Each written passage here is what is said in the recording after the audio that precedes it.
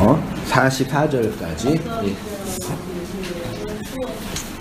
같이 한번 합독하도록 합니다. 예레미야 32장 36절입니다. 시작. 그러나 이스라엘의 하나님 여호와께서 너희가 말하는 바 칼과 기근과 전염병으로 말미암아 바벨론 왕의 손에 넘긴 바 되었다 하는 이 성에 대하여 이와 같이 말씀하시니라. 보라, 내가 노여움과 분함과 큰 분노로 그들을 쫓아보내었던 모든 지방에서 그들을 모아들여 이곳으로 돌아오게 하여 안전히 살게 할 것이라. 그들은 내 백성이 되겠고 나는 그들의 하나님이 될 것이며 한 마음과 한 길을 주어 자기들과 자기 수준의 복을 위하여 항상 나를 경외하게 하고 내가 그들에게 복을 주기 위하여 그들을 떠나지 아니하리라는 영원한 언약을 그들에게 세우고 나를 경외함을 그들의 마음에 두어 나를 떠나지 않게 하고 내가 기쁨으로 그들에게 복을 주되 분명히 나의 마음과 정성을 다하여 그들을 이 땅에 심으리라. 여호와께서 이와 같이 말씀하시니라. 내가 이 백성에게 이 큰 재앙을 내린 것 같이 허락한 모든 복을 그들에게 내리리라.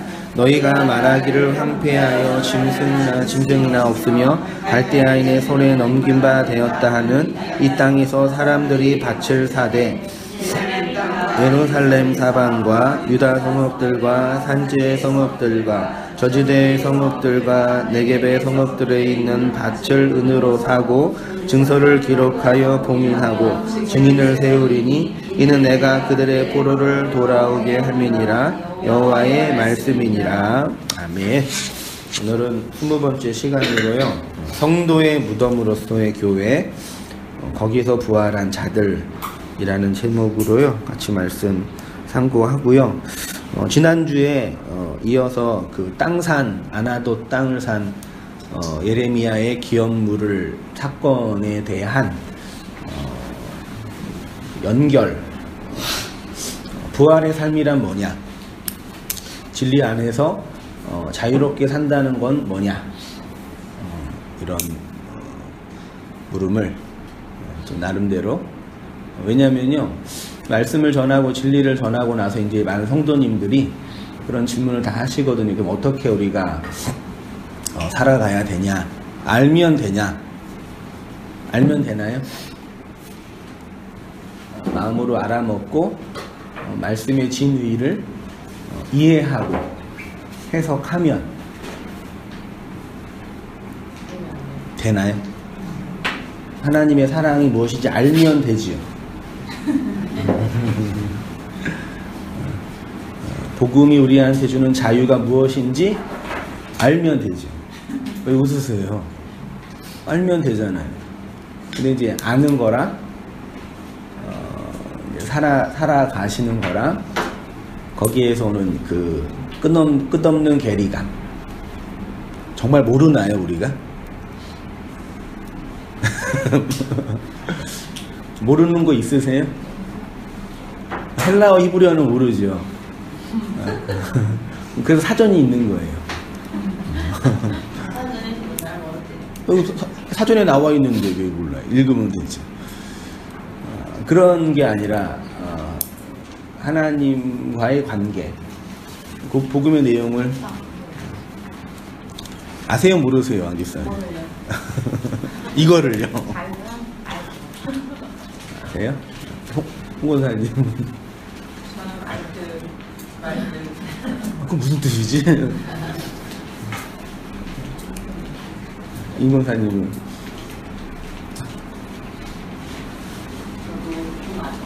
알 거는 같아요? 뭔지는 알겠죠. 근데 그거 아는 것으로 살만해요? 모르는 건 아닌데.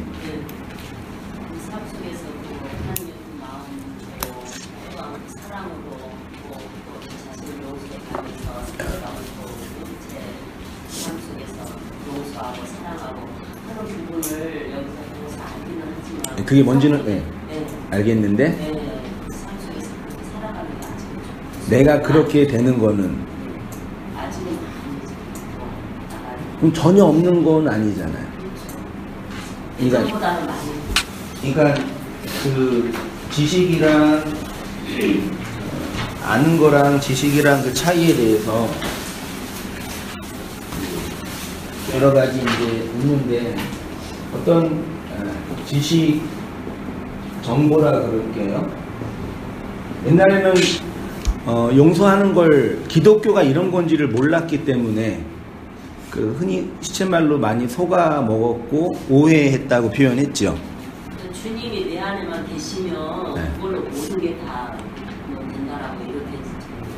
아, 이전에는 그게 아닌 거예요? 근데 그게 좀 그러니까 내용이 전혀 없는 상태에서.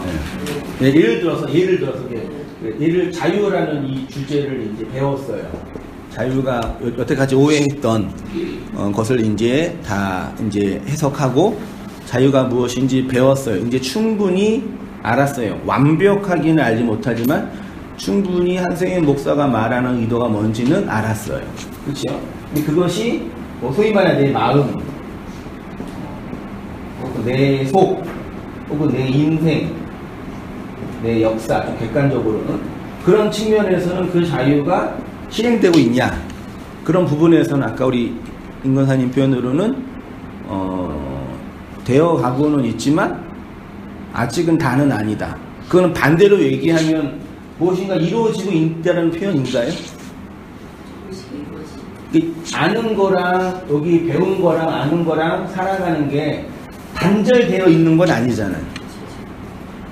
아는 것만큼이 안 돼도 마음이 아플 수 있고 아는 것만큼이 충분히 이루어지지 않아서 좀 씁쓸할 수 있지만 전혀 안 되는 건 아니잖아요. 맞나요? 건너가고 있어요. 네, 이런 부분에서 그걸 이제 과정이라고 표현해요. 네, 과정.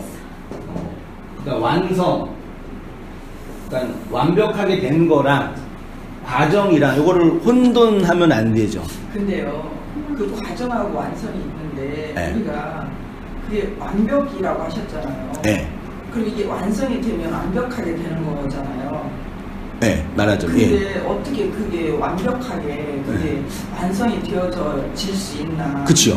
네. 저는 완벽이라고 제가 표현했나요? 네. 완벽하게 돼요? 이 땅에서 자유가 나는 자유해라고 고백할 때 그 자유가 완벽하게 100% 이루어진 거예요? 근데 이거는 네. 사실 그 가이사의 것이랑 네. 하나님 것이랑 섞으면 네. 절대 완벽이 안 되잖아요. 네. 이 삶이 그 하나님 같이 된다고 하면 완벽은 안 되지만 우리 삶 자체는 존재론적 문제라고 하셨잖아요. 네. 그럼 그 존재 자체가 되어지면 완벽하고 완성된 거잖아요. 네. 그 온전이라는 거는. 네. 그러면 우리 삶 자체가 내가 뭘 내놓던 안 내놓던 그 말씀 자체인 그 진리 자체가 된 거라면 그럼 그냥 온전이죠, 사실. 그쵸. 그런 의미에서 그러니까 용어의 차이예요. 그쵸. 그러니까 100% 온전이라고 할 때 그 하나님 측면에서 주어진 것은 하나님의 100%인 거죠. 그쵸. 그러면 지금 배워진다, 배워간다, 그 과정조차도 사실은 그 말씀 자체잖아요. 우리가 그 뜻을 몰라서 그렇지. 제가 누누이 말씀드렸지만 세종대왕이 한글을 만들었다는 그 사실은 우리가 알아가는 게 아니라 그냥 이미 결과로 되어진 거잖아요. 그렇죠. 그러면 그 내용, 그 한글에 대해서 배워가는 거, 우리가 왜 말씀드리냐 하는 거에 대해서 배워가는 건 과정일 수 있어요. 길이 넓이 높이로 자라가는 건. 그러나 우리가 이미 되어졌다라는 그 반석, 우리로 어떻게 되어진 게 아니라 우리가 그 그리스도가 되었다는 그 반석 위에 교회를 세우신다고 했으니까 그 교회들 자체로서 이제 자라가는 과정은 있을 수 있으나 그 전에 다시 이게 죽어지고 그러니까는 이미 그 반석이 세워서 다시 반석을 무너뜨리고 다시 반석을 세우는 게 아니라 우리 삶이 어떠 그 겉모습과 상관없이 그냥 말씀들로 존재한다는 그 사실 안에서는 그게 그리스도 안에서잖아요. 그 그리스도 안에서는 그냥 되어진 거죠. 그냥 거기서 이제 뭐 우리가 뭐 사는 거는 사실 그건 가이사의 것이니까 가이사의 것대로 하는데 하나님 것 안에다가 그 가이사의 것을 끌어다가 자꾸 그게 섞으면 자꾸만. 네, 섞이면 그게 지금 왜냐면 그거는 이제 헷갈리는 이유가 그 내용이 없으니까 자꾸 헷갈리는 거거든요. 맞아요. 제가 분명히 말씀드린 물을 마시는 것도 말씀이고 밥을 먹는 것도 말씀이고 그러니까네 그내 목사님이 지금 그러잖아. 지식하고 아는 거랑. 그러니까 예를 들어서 이제 그 집사님이 표현하는 것은 그냥 존재 자체가 네, 그거를 말하는 그러니까 경험 거거든요. 속에서 그 내용을 알게 되면 나한테 된 거라는 이제 인식 체계가 된 건데, 된 거라는 거는 근데 우리의 경험 속에서 세종대왕이 글을 만들었다는 그 사실이 아직 실제로 안 다가오는 거예요. 말하자면. 그러니까 그게 그런 분들이 있다는 얘기죠. 그게 아멘이 안 된 건데, 네. 근데 이제 이거를 계속 배워져 간다라고 하면 자꾸 헷갈리는 거예요. 그냥 이미 그거는 사실로 결과로 이미 십자가에서 완성된 거잖아요. 우리의 그러니까 지금 내가 말하는 거는 네. 하나님께서 완성하신 그 사건이 아니라 우리 안에서 인생 속에서 경험되어지고 있는 차원을 말하고 싶은 거예요. 근데 이제 일단은 이 묵시 안으로 들어오신 분들은 우리가 죽었다는 그 사실을 그러니까 이거죠. 아멘으로 하나님의 지식이 내 안에 들어와서 아까 어떤 표현을 했냐면, 그러니까 어디 입장에서 보냐의 차이에서 내 안에 들어와서 아직 나는 자유가 안 됐어요. 난 그렇게 이제 그런 고백을 했다면 아직 난 자유가 안 됐다라는 그 표현 속에는 자유가 되어지고 있는 과정이 있어요라는 고백일 수 있거든요. 근데 그런 고백을 편안하고 쉽게 자기의 존재의 모습을 바라볼 때 잘 안 된다고 고백하는 거죠. 그게 왜 그런지는 말씀을 충분히 안 들어서일 수도 있고 아직 아멘으로 하라 아니 할 수 고백할 수도 있지만 내 인생 역사 속에서 경험하고 체험하고 용서하는 과정에서 안 되어지고 있는 영역이 있는 부분이 있는 거죠. 그거는 말씀 자체에 대한 얘기가 아니라 그런 개별적인 우리의 목회적 경험과 성도들의 체험 속에서 이렇게 보는 거죠. 근데 저 자유가 어디까지 자유예요? 그게 아니잖아요. 자유는 자유라고. 그거는 개인적인 표현인데 나는 자유해라는 그 말 속에는 다 개인적으로 다르거든요. 근데 우리가 지금 하나님 안에서는 자유가 아니잖아. 하나님만이 그거를 누릴 수가 있는 거잖아. 자유의지라고 하는 거는. 이게 한 예를 들어서 이게 제가 다시 이제 우리 얘기로 들어와서 나누고 있는 어떤 복음의 내용의 진의가 하나님의 그 은혜가 우리의 삶 속에서 이루어졌지요. 그렇죠. 완성됐지요. 네. 그리고 완성되어짐을 향해 가고 있지요. 근데 그 속에서 내 마음이라고 표현하고 혹은 인생 속에서 경험되는 차원에서 아직 내가 충분히 순응하고 받아들이지 못한 영역이 남아 있는 거죠. 그렇죠. 내 경험 속에서. 이미 완성되었지만. 그렇죠. 그런 부분에서. 네. 네. 그러니까 완성된 그 사실이 나한테 된 거를 인정하는 차원, 그 차원과 함께 아직 내가 충분히 그런 부분에서 뭐 배우지 못하든 완성하지 못하든 충분히 인식하지 못하는 차원에서 아직 안 되고 있는 부분이 경험되는 거죠. 근데요, 저는 그런 것까지는 아직은 모르니까 막 고민을 특별히 안 해요. 근데 우리가 말씀들이 됐다고 했잖아요. 그럼 우리가 말씀들이 됐는데 그러면 내가 말씀들이 된 나와 말씀들이 아닌 이 삶이 말씀들이 된 나의 삶과 말씀이 안 된 그 삶이 이게 어떻게 이게 연결이 나는 그게 좀 항상 캐셔가 그 말씀이 됐다 안 됐다 하는 부분이 네. 그 전에 한혜자매가 인침에 대한 질문을 했잖아요. 인침을 나는 내가 확실히 인정이 되어지는 그 내가 됐다라고 하는 그 확신 인침을 받고 싶다 했을 때 그 질문하고 똑같은 거잖아요. 내가 확실하게 말씀이 됐다라는 그 삼순기 인침이 받고 싶다라는 주체는 권사님이랑 우리들한테 있는 게 아니라 하나님이 그냥 선포로 너네들 그냥 다 말씀드리야라고 하면 거기에 내가 그냥 아멘하면 내 삶에 그게 삶이 다 말씀드리면 안 될 게 어디가 있냐고요. 그럼 이제 이해가 된다. 가만히 있어봐. 이제 이해가. 그러면 아까 저기 집사님이 한 얘기도 내가 다 이해는 하거든. 이해를 해. 근데 이제 그 부분에서 내가 그러면 나의 삶이 이중이 되는 거야. 이제 내가 말씀드리 된 나와 이제 안 된다. 이게 나는 거기서 막 이렇게 혼동이 오더라고. 근데 지금 이제 얘기를 들어보니까 그게 모든 게 다 그게 말씀드리고 나의 삶 자체가 말씀드리라면은 그냥 고민할 필요가 없는 거잖아. 그쵸. 그냥 이대로 살면 되는 거잖아. 그쵸. 근데 이거를 조심해야 돼. 근데 중요한 건 뭐냐면 제가 말씀드렸지만 그 아들을 가지면 그 아들의 말만 나온다고 했잖아요. 그러면 내가 내 걸로 그냥 이거를 마시면서 그냥 하나님 말씀드리자고 마시는 거 하고 내 생각대로 마시는 거 하고 그 아들의 말로 그거를 해야 돼. 내용을 가지고 화답하는 존재로 사는 거라면 이제 그리스도로 진짜로 사는 삶이 그 다음에는 나와줘야 되는 거예요. 목사님이 말씀하시는 것도 그 부분일 거예요. 그러니까 그리스도로 사는 부분이 이제 그 양식으로 내가 먹고 사는 거. 만나를 먹으면서 내가 이게 뭐야라고 먹는 게 아니라 이 만나가 그 말씀이다라고 먹는 그 차원은 다른 거잖아요, 사실. 그러니까 이제 그리스도로 먹는 그 사복음서로 주어진 그 말씀 그 영으로 먹느냐 그 차이를 이제 알아가는 과정이 그 다음이지. 근데 이거를 선을 안 긋고 계속 그렇게 하면은 그쵸. 그러니까 그 선을 안 긋고 계속 이 삶과 나를 막 섞어서 이렇게 하면 계속 헷갈리는 거예요. 그러니까 요 부분이 확실히 되었었으면 좋겠다는 거죠. 우리가 이런 거를 또 조심해야 되는데 우리가 말씀들이 되었다 하는 게 그거에 대해서 굉장히 조심해야 왜냐하면 그리스도들이 됐다고 하면 그렇지. 그리스도들을 또 각자 만들어요. 그렇지. 그러니까 너무 그거를 헷갈리니까. 안 된다니까. 그러니까 다시 이제 와가지고요. 죄송해요.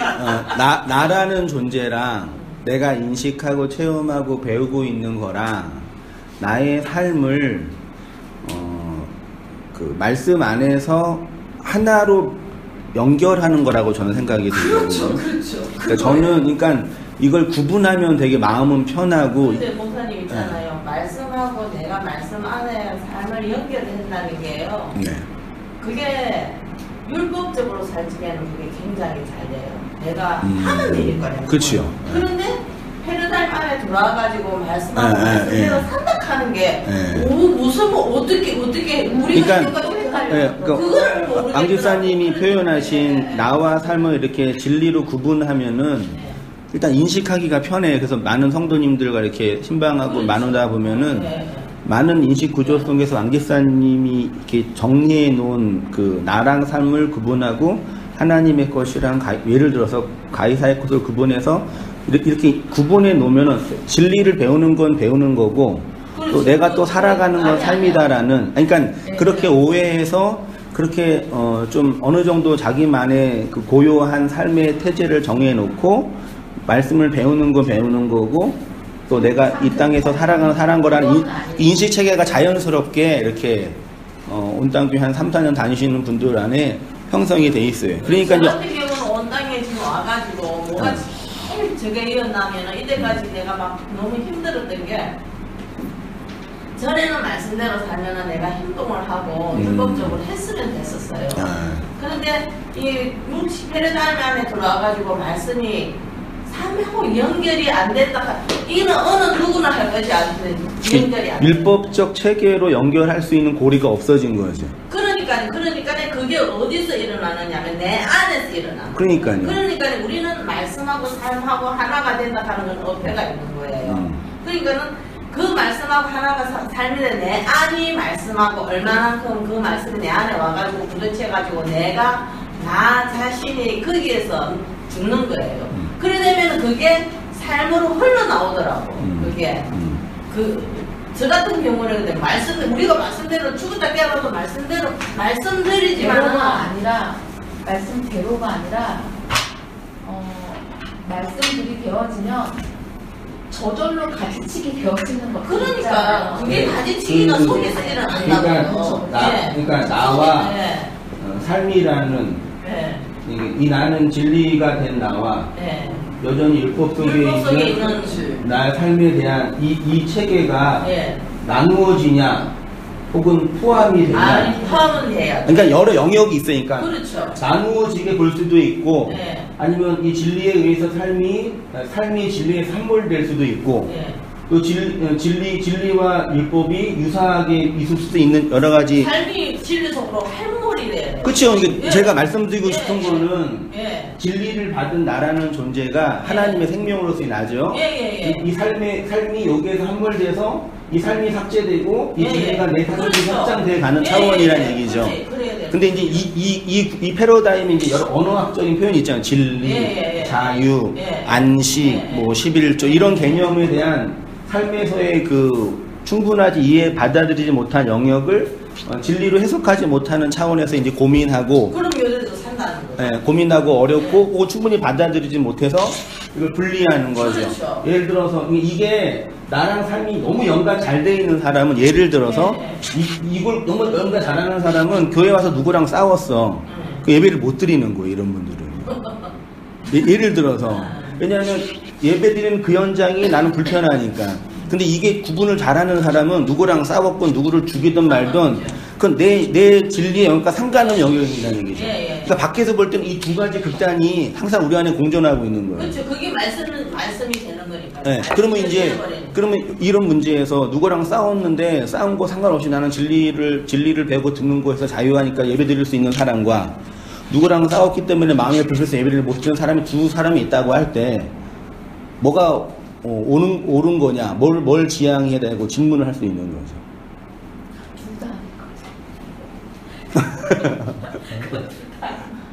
근데 이 두 개가 유사하다니까요, 우리 인생 속에서요. 그러니까 내 현실의 삶이 충분히 해결이 안 되는데 그럼 나의 이 진리를 듣고 배우는 것은 무슨 상관이 있냐 이렇게 고민하는 사람도 있고 이게 안 되는 건 안 되는 거고 어려운 건 어려운 거지고 내가 진리를 배우는 건 내 진리를 배우는 거다 인식해가지고 이 삶과 현실과 내 진리 현실을 자연스럽게 구분해가지고 이렇게 나누는 부분도 있는 거죠. 네, 그러니까 제가 여기에서 이게 정답이고 이게 옳다 그걸 말하고 싶은 게 아니라요.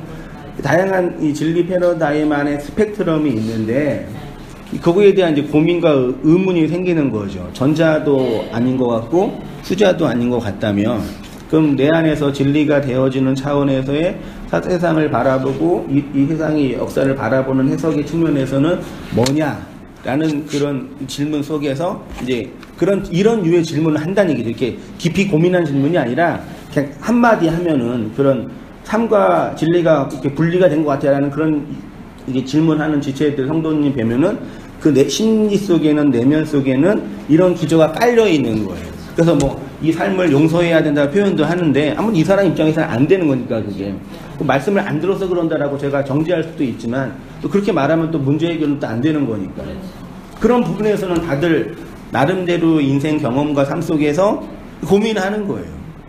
그렇죠? 그러니까 예를 들어서 임양 집사님 같은 경우도 내가 경험한 진리가 내 삶에서 그 확증되고 체험되어지고 해석되어져야 된다고 하는데 그게 안 되는 거라 그게 어려운 거라 안 되는 것처럼 보인 거라 그런 표현을 이렇게 철학적으로 지적으로 해석해서 질문한 게 아니라 말씀이 건조해요.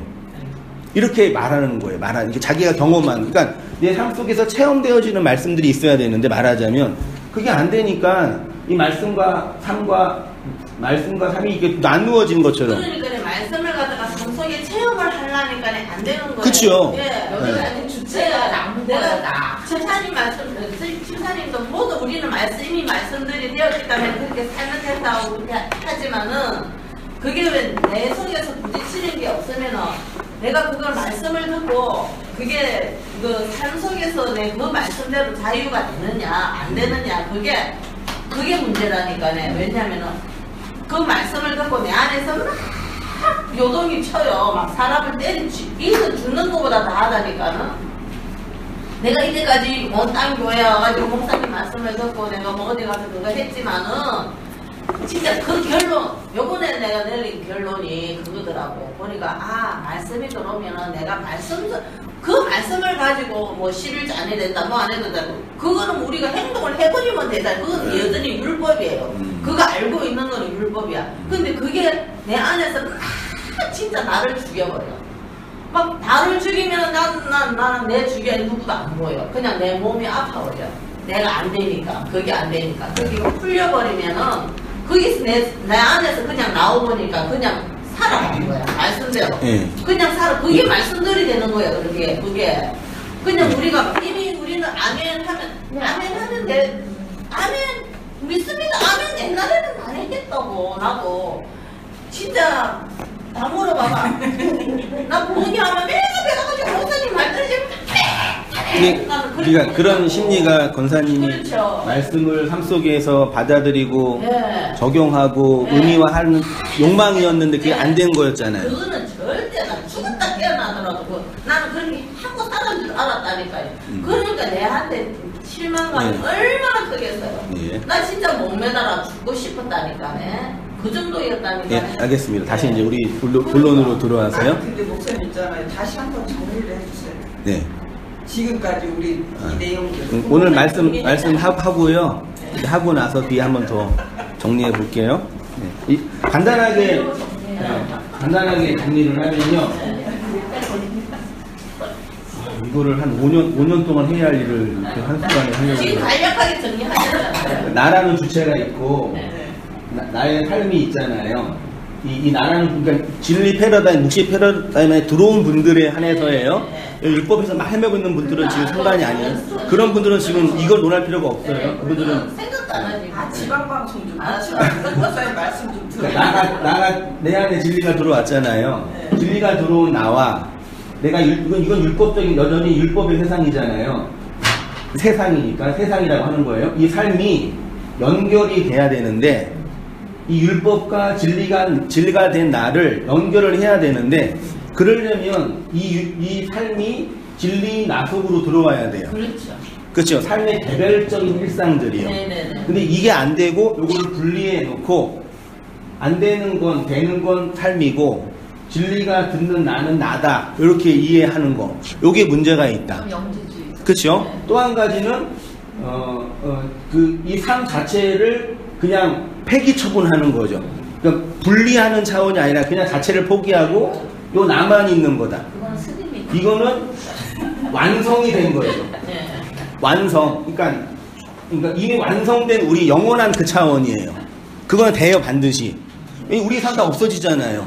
근데 그건 죽어서 되는 거예요. 그런 건 역사 속에는 없는 거죠. 그런 경계선에서 이 나의 진리가 된 나라는 존재가 이 삶을 어떻게 해석하고 받아들여서 이 삶의 이 진리가 된 나를 삶의 개별적인 일상 속에서 하나님의 말씀과 은혜로 드러내 보이느냐. 그게 진리가 된 성도, 말씀으로 살아가는 그리스도인들라고 표현을, 말씀들이죠. 내가 말씀들이 되는 거죠. 말씀들. 그러니까 그 말씀들이라는 게 그거네. 진리 속에 나의 삶을 끌어들이는 거. 그게 말씀들인 거네. 끌어들인다는 표현도 좀 위험할 수 있지만 내 개별적인 삶이 하나님의 그 말씀들을 증거하고 있음을 확인하는 거죠. 혹은 증거하는 거고. 내가 하나가 될 이제 정리가 돼. 그러니까 좀 기복주의는 무너진 이 삶이 번성하고 성공해야 된다고 주장하는 사람들이고, 기복주의는, 영지주의는 이 삶이 어차피 쓰레기니까 용도 폐기 처분해야 한다고 하는 거죠. 근데 이 두 가지는 끝에 다 만나요, 나중에.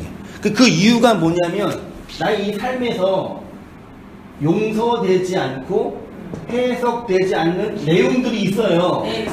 나를 버리고 간 아버지, 나한테 상처를 준 며느리, 어렸을 때 나한테 뭐 했던 그거, 누나, 엄마. 요거 내 삶 속에서 하나님이 보내준 그 진리의 내용들인데 요거를 그 용서에서 해석해서 진리로 받아들이지 못하지. 아니면 요거는 아직 나한테 악이니까.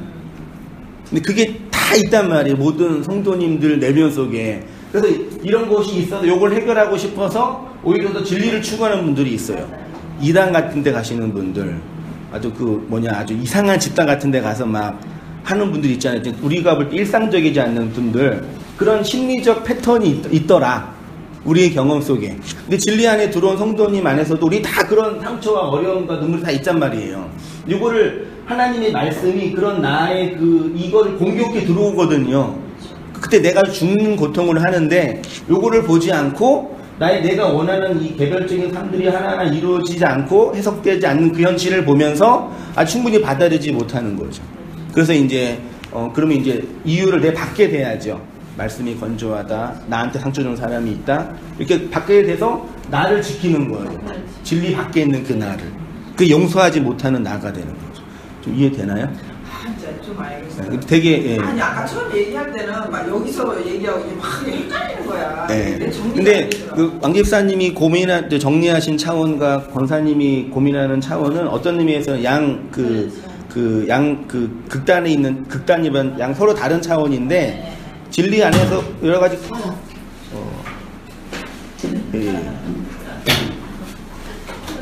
조심하세요. 그런 걸 했어. 이제 너무 말씀에 집중돼가. 얼른 닦으셔요.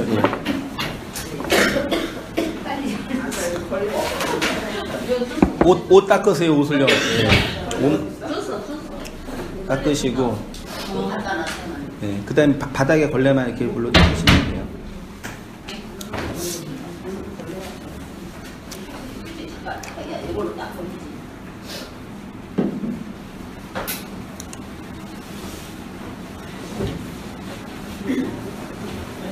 그래서 말씀을 이렇게 열심히 듣고 정리하는 차원도 되게 중요하고요. 오늘도 뭐 잠깐 나누겠지만 묵상하고 되새김질 하면서 삶 속에서 적용하는 것도 중요한데, 이때 이제 일단 한승희 목사가 전하는 모든 것이 다 완벽한 정답이다, 그럴 수는 없죠. 어떻게 인간의 역사와 삶 속에서 여러분 각자가 경험하고 해석하는 어려움들을 내가 완벽하게 이건 정답, 그건 틀린다, 그렇게 할 수는 없죠.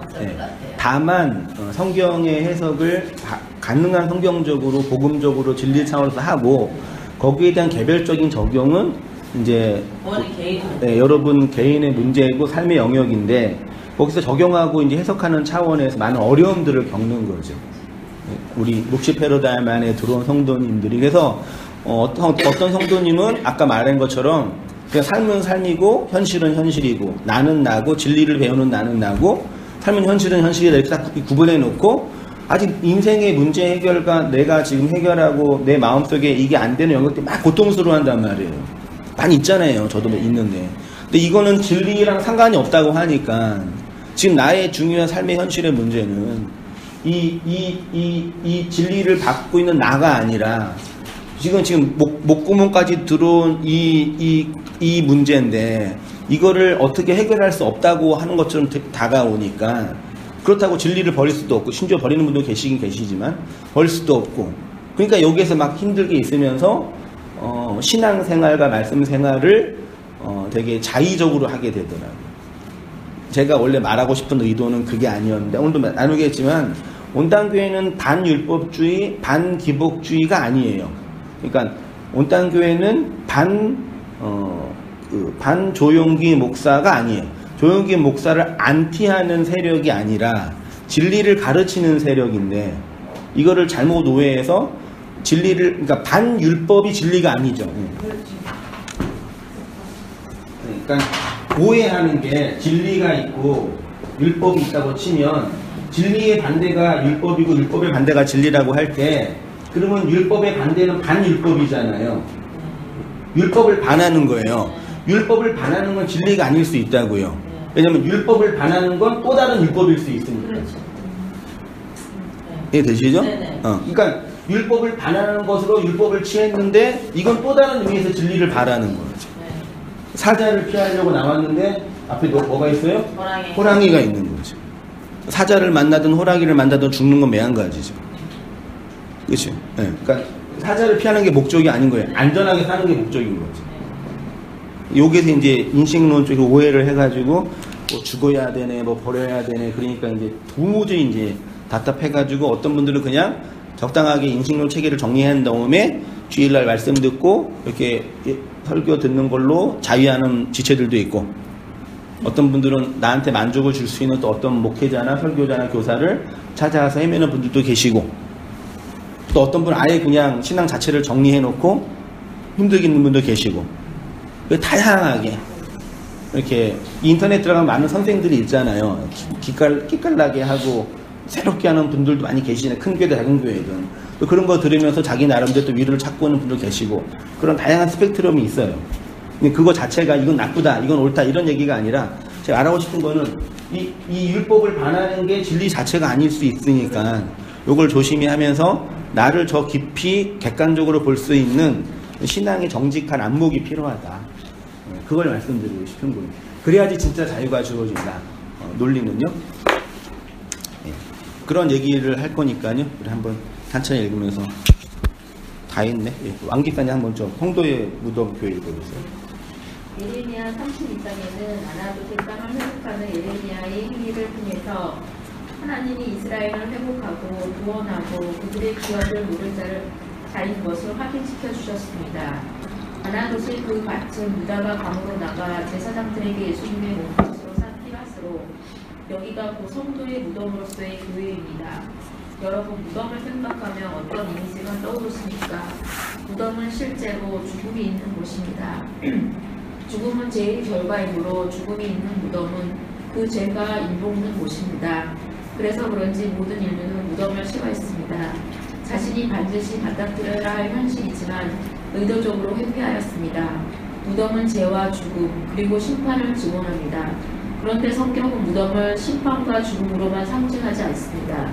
심판과 죽음 이후의 회복과 부활도 상징합니다. 네, 그러니까 무덤 안에 있는 그 상징적 의미는 죽음이죠.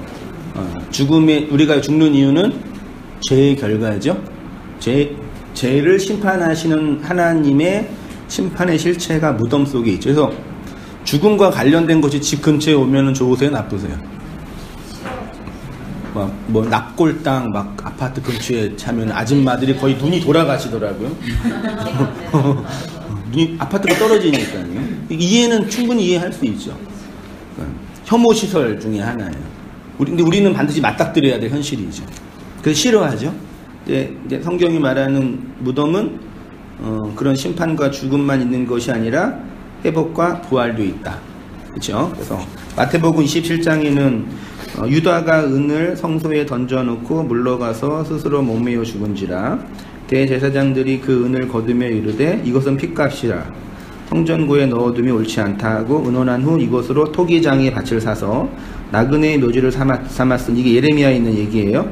그러므로 오늘날까지 그 밭을 피밭이라 일컫느니라. 이에 선지자 예레미야를 통하여 하신 말씀이 이루어졌나니 일러스되 그들이 그 가격 매겨진 자 곧 이스라엘 자손 중에서 가격 매긴 자의 가격 곧 은 30을 가지고 토기장의 밭값으로 주었으니 이는 주께서 내게 명령하신 바와 같으니라 하셨더라. 이 일이 예루살렘에 사는 모든 사람에게 알리워져 그들의 말로는 그 밭을 아겔다마라니는 피밭이라. 그 다음으로 사모님 읽어주세요.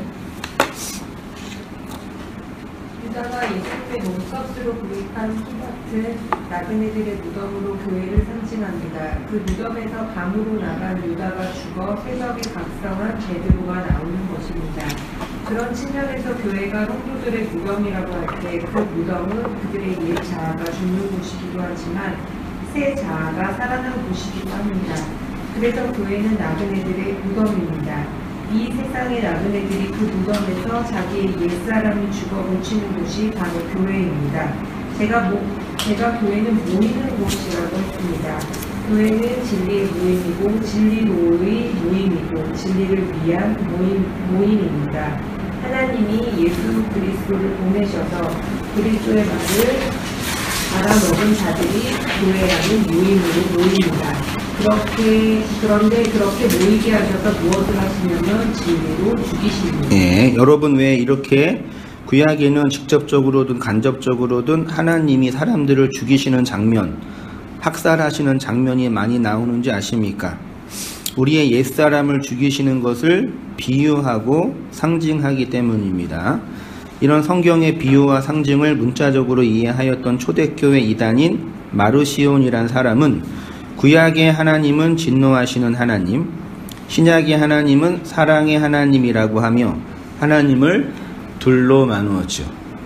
인생을 향하신 하나님의 진노와 심판을 단순히 물리적인 것으로만 한정하기 때문에 이런 어리석은 해석을 하게 됩니다. 그러니까 구약 성경 지금 우리 예레미야도 보고 있지만 제가 나름대로 공부하고 있는 게 여호수아랑 사사기도 보고 있는데 구약 성경 보면은 그냥 다 죽여요. 심지어 사사기 같은 경우는 막 그 살인에 간음에 동성연애 끔찍한 교회가 그 사건이 이방인들이 아니라 언약 백성들이 하고 있는 형태예요. 하나님은 그냥 율법을 어기면 다 죽였어요. 그걸 보면서 구약의 하나님은 심판하시는 하나님, 신약의 하나님은 사랑하시는 하나님 둘로 나누었죠. 우리는 어떻게 하나님을 둘로 나누어요? 잘 되는 거는 하나님이 복 주셔서, 안 되는 거는 사탄이 역사해서. 그러니까 안 되는 거 있었죠. 안 된 거 있죠.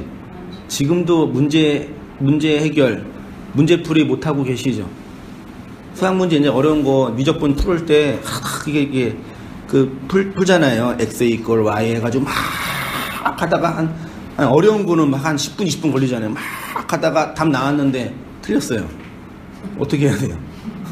다시 해야죠. 근데 계속 하는데 이게 내 실력으로는 안 된다는 말이에요. 그래서 그거를 악으로 상정해요. 내가 살려고 악으로요. 수학 못한다고 인생 포기하고 하는 거 아니야. 뭐 이렇게 나름대로 악으로 상정한다는 거예요. 그게 다 풀리지 않는 미적분 문제가 모든 인생 40이면 40살만큼 50이면 50살만큼 다 문제를 갖고 살죠. 그거를 나름대로 풀려고 애쓰죠. 사람들은요. 치성을 드리고 헌신을 하고 열심히 살고 아니면 그냥 묻어두고. 근데 진리 안에 들어오면 그게 이제 하나님이라는 실체가 악으로 다가오는 주체로 돼버리니까 자꾸 건드는 거죠. 그 악을 어떻게 선으로 해석하냐. 그렇죠. 그래 놓고 이제 문제가 생길 때 누구를 죽여요? 내가 공부를 열심히 했는데 시험을 망쳤어요. 그러면 그때 공부 열심히 하는 학생은 어떻게 생각해야 돼요? 어떻게 해야 돼요, 진짜면? 열심히 내가 시험 공부를 했는데 성적이 안 나왔어. 어떻게 해야 돼요? 공부를 잘하는 지혜로운 사람은 내가 실력이 이게 안 됐구나, 내가 이게 못했구나, 문제를 파악해서 다음에는 더 이렇게 열심히 해야 된다, 그런 마음을 하잖아요. 근데 어떤 아이는 시험 문제를 불러 태워. 얘는 나는 잘할 수 있는데 문제가 들어온 거예요.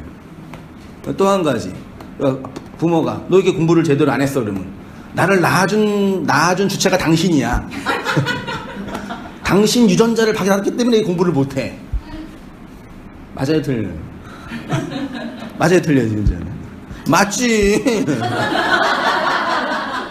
참, 그러니까. 그거 한 번도 안 해봤어요, 부모님한테. 근데 이거 맞는데 그렇게 얘기하면 안 된단 말이에요. 맞단 말이에요. 공부 잘하는 애들 보면 대부분 다 유전자가 80% 이상이에요. 아이들 너무 이렇게 하지 마세요. 진짜라니까요. 부모 유전자, 그리고 어떤 분 이기적 유전자라는 책도 썼는데, 우리가 갖고 있는 대부분의 이거는 유전자적 운명론을 만들어 놨어요. 아주 심하게 만들어. 그 문제가 있지만, 그런 악의 문제를 내가 살기 위해서 자꾸 이렇게 다른 사람을 엄마 때문에, 아빠 때문에, 나라 때문에, 이 세상 때문에 이렇게 다 던지는 거죠. 이렇게. 제가 죽이고 누굴 살리는 거예요. 나를 살리는 거예요. 다 그러셨잖아요. 내가 살 수 있는 좋은 방법 중에 하나가 그거예요. 근데 이제 진리는 그거를 모르는 건 아니에요. 이 이유를 다 아는데 그렇게 나를 정당화하지 않는 거예요. 그게 나를 용서한 태도라니까요. 그 사람 용서하는 태도. 이거 아시겠죠? 네. 근데 이것만 좀 잘 정리해도 인생을 우리가 살아가고 해석하는데 좀 수월하죠. 그렇지만 이제 워낙 우리 인생이 다 개별적으로 만만하지 않으니까. 목사님이 내 인생 살아봤어요? 그러면 할 말 없어요. 내가 어떤 고통성이 있는지 아셨어요? 그래서 화가 났지만 나도 뭐 다 그렇게 그 각자 나름대로의 고통성이 있단 말이에요. 죽음과 부활 하죠. 우리 한 지은자매 일단 읽어주세요. 하나님이 우리를 진리의 말씀으로 불러서 죽이시는 이유는 죽이셔서 다시 살리기 위해서입니다. 부활을 하려면 죽어야 합니다. 죽지 않고서는 부활할 수 없습니다. 기독교만 부활을 말합니다. 예수만 무덤에서 부활하여 하늘로 승천하셨습니다. 그러니까 신앙의 방점을 어디에 찍느냐가 매우 중요합니다. 죽음과 부활이라는 성경의 두 주제에서 우리의 옛사람은 죽음의 방점이 강합니다. 그 옛사람은 죽어야 할 옛 자아이기 때문입니다. 그러나 새 사람의 측면에서는 부활의 방점이 강합니다. 왜냐하면 죽어서 살아난 자아이기 때문입니다. 예, 하나님이 우리를 진리로 죽이시는데 법칙이 있는데 한 번에 죽이지 않으신다. 우리의 육체가 진짜 건강하게 살려면 세포들이 죽어야 할 때 죽어야지 건강하게 살 수 있다고 했습니다. 죽지 않겠다고 자신만 살겠다고 세포가 옥진을 부리면 암세포로 변해서 자신의 영생불사를 위해 몸을 죽이는 암세포가 되지요. 그런데 모든 세포가 다 죽으면 우리 몸이 죽지요. 하나님은 우리를 그렇게 죽이지 않으십니다. 왜냐하면 왜 죽이시냐? 살게 하기 위해서 죽이시기 때문입니다. 그래서 어떻게 죽이시냐면 단계적으로 순차적으로 과정 속에서 차근차근 죽이십니다. 더 잔인하죠? 잘 죽어야 우리 몸이 건강한 것처럼 우리의 마음과 정신과 사상을 단계적으로 죽여서 건강하게 진짜 생명 있는 자로 살게 하기 위함입니다. 그 다음을 한번 장고사님 읽어주셔요. 그러면 하나님은 우리를 어떤 방식으로 죽이시느냐? 진리의 말씀을 건네주셔서 그 말씀을 알아보는 수는만큼 죽이십니다. 그냥 죽이시지 않으시고 건네준 진리를 알아보는 수는만큼 죽이십니다. 그래서 하나님이 우리를 진짜 죽이시려고 할 때 우리는 어떻게 하시느냐면 학자의 마음을 주십니다. 깨닫게 하는 마음을 주시고 이해하게 하는 신성을 주셔서 하나님이 건네준 진리의 말씀을 알아보게 하셔서 성독하게 하십니다. 그래서 알아먹는 수는만큼 죽이십니다. 그러니까 못 알아먹으면 진리에 의간주고 그런 것 없습니다. 그러니까 왜 못 알아먹느냐? 죽기 싫으니까 그런 것입니다. 그래서 진짜 수준 높은 그리스도인은 어떤 그리스도인이냐면 많이 죽어본 사람이 진짜 수준 높은 그리스도인입니다. 여기서 주의할 것은 생고생이 우리를 성숙시키지 못하죠. 예, 고생을 많이 하는 건 자랑이 아니에요. 예, 그렇죠? 그 생고생하는 건 좋은 거 아닙니다. 고생을 많이 했다고 성숙되지 않은 것처럼 제가 생죽음이라고 말이 안 되죠. 날생과 죽음이 말이 되나요? 네. 생죽음, 의미 없는 죽음. 이 우리를 진리로 살게 하지 못한다는 것입니다. 많이 알아먹고 이해하여서 이해의 폭이 깊은 사람, 받아들임의 해석 능력이 넓은 사람이 진짜 수준 높은 그리스도인입니다. 성경은 그런 그리스도인을 장로, 어른이라고 하고 목회의 목표, 현실교회의 목회의 목표는요, 성도들을 어른으로 세우는 거다. 그런데 이 진리 안에 들어온 사람들 중에 어떤 사람들이 있냐면 죽은 척 하는 사람들이 있습니다. 아니 죽었다고 스스로 착각하시거나 자의하시는 분들도 있습니다. 그런 분들은 부활의 삶, 아니스테미의 삶을 살지 못합니다. 진리의 기둥으로 똑바로 서서 세워진 자기 자신의 실존과 존재가 무엇인지를 모릅니다. 하나님의 진리의 나팔로 울리는 자신의 삶이 어떠한지 모른다는, 이게 무슨 말이냐면요, 아까 진리 삶이 있잖아요. 개별적인 삶이 하나님의 말씀과 진리를 헤아리고 알아먹으라고 주신 텍스트예요. 텍스트, 본문이에요. 말씀이에요. 이 말씀을 진리로 해석해야지 말하자면 들이대는 거죠. 해석된 자유. 근데 이거를 그 진리로 해석하지 못하고 그 율법으로 가두고 있으니까 나한테 고통을 주는 악이 되는 거죠. 네. 율법은 하라와 하지 마라로 구분되었습니다. 어떤 목사는 율법을 하라는 것을 하고 하지 말라는 것을 하지 않을 때 복 받는다고 하죠. 저도 분명히 기억해요. 처음 다녔던 교회 목사가 부흥사님이셨는데 율법에 613개인가? 하라와 하지 마라의 모든 조항이 613개인데 그것들을 그대로 지키면 복 받는다. 부모를 공경하면 무슨 복을 받아요? 이 땅에서 장수하리라 그랬죠? 안식일을 지키면 모르세요? 안식일을 지키면 건강의 복인가? 11조를 잘 내면 사업의 물질의 복, 전도를 열심히 하면 자녀의 복, 다 만들어 놨어요. 실제로. 그래? 왜 안 그런 것처럼 그러세요? 그 전도 열심히 하시는 권사님이 내가 이거라도 해야지 우리 자녀가 그래도 좀 살지. 저는 깜짝 놀랐다니까요. 진짜 열심히 하세요. 완전히 진짜 영업사원처럼 너무 잘하세요. 맨날 사람 데리고 온다니까요. 싸바싸바 하든지 뭘 주든지. 진짜 하는데 이유가 뭐냐 그러니까 하나님의 뜨거운 사랑에 매여서 어쩔 수 없이 한다 그게 아니라 이거라도 해야지 내가. 신길교회 마천철 장로님은 주일마다 운전사 한 사람을 사갖고 와요. 사가지고요? 일단 하루에 버리는 일단 그래가지고 그치요. 그렇게 해가지고 또 깨가지고 성도 될 수도 있을 수도 있고 아무튼 그런 행위가 나와 있어요. 그게 다 나를 용서하지 못하고 흘러나오는 행위일 수 있다. 요거 기억하셔야 됩니다.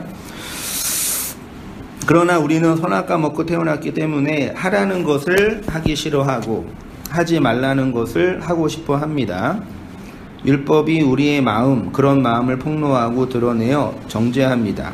그래서 그 정죄에서 자신을 지키기 위해서 율법과 타협을 합니다. 그러면 율법이 적당한 위로와 평안을 줍니다. 금욕과 성취욕이 바로 이것입니다. 하지 않는 것에서 오는 즐거움이 금욕의 기쁨이고요. 행하여 도달하는 것으로 얻는 것이 성취의 기쁨이지요. 전자는 종교와 도덕에서 많이 강조하고요. 후자는 예술과 과학에서 많이 강조하죠. 오늘날 현대 기복주의 기독교는요. 차라리 금욕의 기쁨은 멋있기라도 하죠. 겉으로 볼 때. 뒤에 성공하고 성취하는 기쁨을 많이 얘기하죠. 근데 이 둘은 서로 나 뒤에서 만나요. 금욕을 이루었기 때문에. 율법에서의 자유, 성곤사님 읽어주셔요.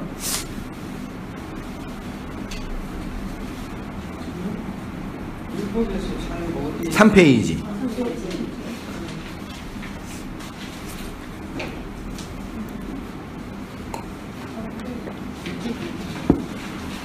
책이 이상해요? 네.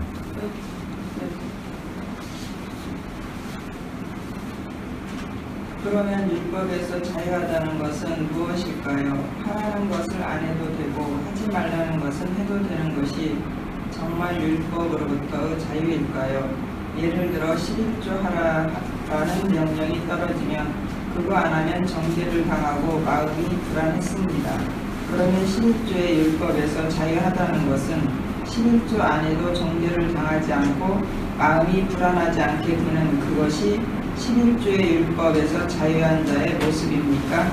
대부분의 사람들이 묵시 패러다임의 구조를 잘 이해하지 못합니다. 온땅 교회가 추구하는 묵시 패러다임은 안티 조용기가 아닙니다. 안티 기복주의, 율법주의, 신비주의, 안티 조용기는 아직도 조용기를 넘지 못한 사람입니다. 네, 예수님의 공생의 사역과 십자가 사역에는 안티라는 단어 무슨 뜻인지 아시죠?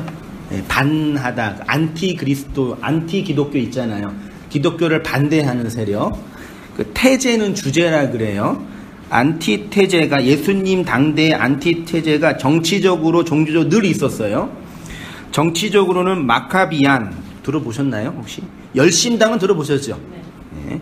헤롯 당도 들어보셨죠? 이런 정치파가 있어요. 우리나라에도 민주당, 뭐 한나라당 있는 것처럼요. 정치적으로는 종교적으로는 사두개파 들어보셨죠? 바리새파, 에세네파가 있었습니다. 예수님의 제자들 중에 이러한 정치적, 종교적 파에 속해 있었던 제자들도 있었을 만큼 당대는 정치적으로, 종교적으로 매우 혼란스러운 상태였습니다. 제가 말씀드리고 싶은 것은 예수님의 지상 사역은 이러한 정치, 종교 세력의 안티테제, 예수님의 사역의 목표는 반열심당이 아니에요. 예수님의 사역의 방향은 바리새파가 아니에요. 이해되셨죠? 근데 예수님을 쫓아갔던 사람들 중에 바리새파이기 때문에 예수님을 쫓아갔던 사람들이 있었어요. 예수님을 쫓아갔던 인물 중에 반열심당이었기 때문에 쫓아갔던 사람도 있단 말이에요. 이해되시죠? 호랑이를 피했는데 사자를 만나는 사람들이란 말이에요. 예수님이 지금 나한테 중요한 이유는 저 예수가 바리새파적인 신학 사상이 있기 때문에 예수님이 좋은 거예요. 이해되시죠? 예수님을 추종했던 많은 사람들 중에는 바리새파가 싫어서 예수님을 쫓아다녔고, 어떤 사람은 헤롯 땅이 싫어서 예수님을 추종했습니다. 그 중에 대표적인 사람이 유다예요. 가룟 유다.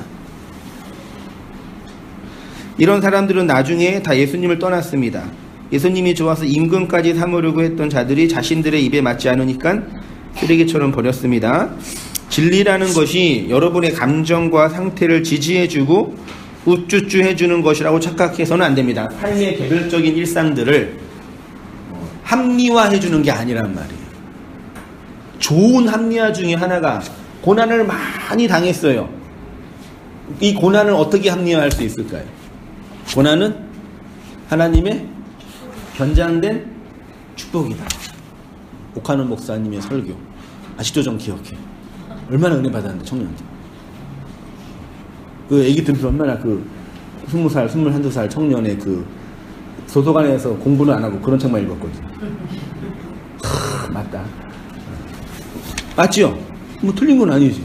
그렇게 나의 고난을 나름대로 하나님이 나한테 더 좋은 거를 주려고 이렇게 나한테 어려움을 주셨구나. 어느 부분에는 뭐 전혀 틀렸다고 할 필요는 없죠.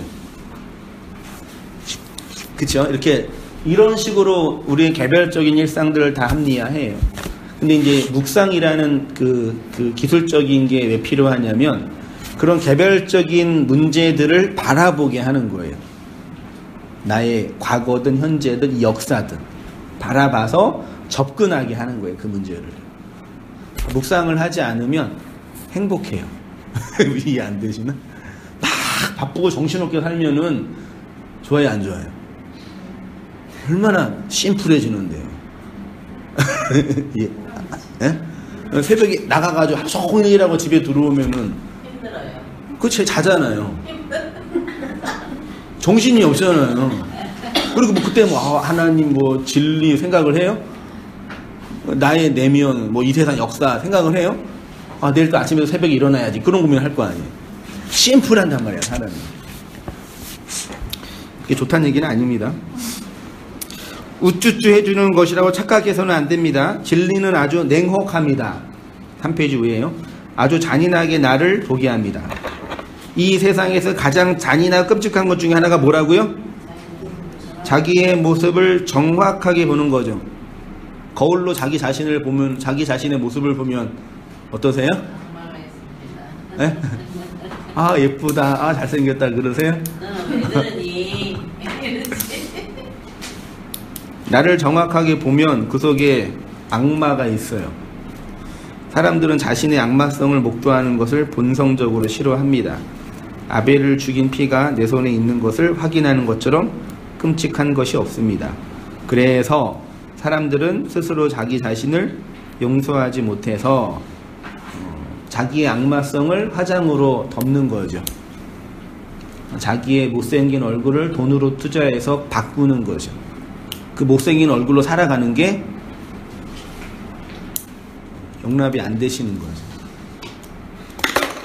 용서하셨습니까? 우리 한번 박 집사님 그 다음 읽어주시겠어요? 다시 한번 질문을 드리겠습니다.